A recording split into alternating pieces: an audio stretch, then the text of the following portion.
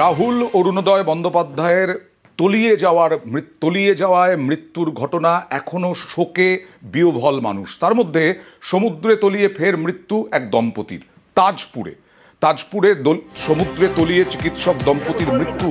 সোদপুরের বাসিন্দা কুন্তল চক্রবর্তী ও শৈলজা ভরদ্বাজ। কথা বলবো প্রতিনিধি পঙ্কজের সঙ্গে। পঙ্কজ, এখানেও কি স্রোত বুঝতে পারেননি এই দম্পতি?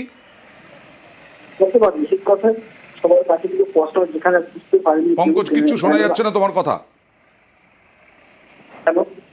হ্যাঁ পঙ্কজ, একটু জায়গা বদল করে যদি বলা যায়, কারণ এই তাজপুরের সমুদ্রে তলিয়ে চিকিৎসক দম্পতির মৃত্যু।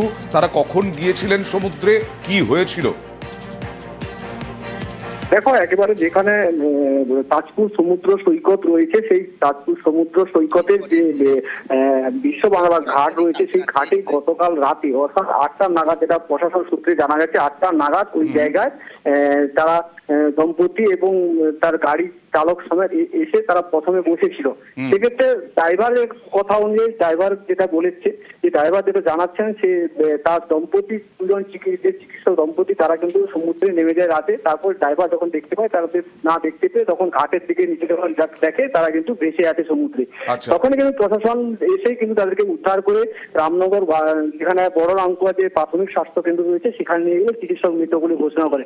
সেক্ষেত্রে এই যে প্রশাসনের পক্ষ থেকে বারবার বলা হচ্ছে, যেখানে এই তালসারির ঘটনা ঘটে গেল, যেখানে অভিনেতা রাহুল অরুণোদয় বন্দ্যোপাধ্যায়ের মৃত্যুর পরে কিন্তু সতর্ক বারবার মাইকিং করা হচ্ছে যে জোয়ারের সময় কোনো পর্যটককে না নামার জন্য। তবে এই পর্যটক অর্থাৎ চিকিৎসক দম্পতি যে সোদপুরের বাসিন্দা রয়েছে, কুন্তল চক্রবর্তী এবং যে শৈলজা ভরদ্বাজ, তারা কিন্তু দুজনেই চিকিৎসক ছিল। তারা কিন্তু একজনের বয়স 34। কিভাবে এদের মৃত্যু হলো?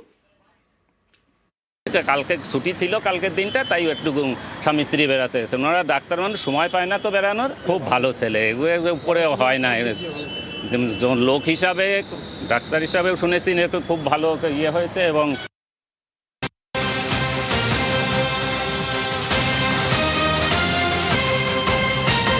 চিংড়িহাটায় যে মেট্রো কানেকশন, তা মে মাসেই শেষ হবে।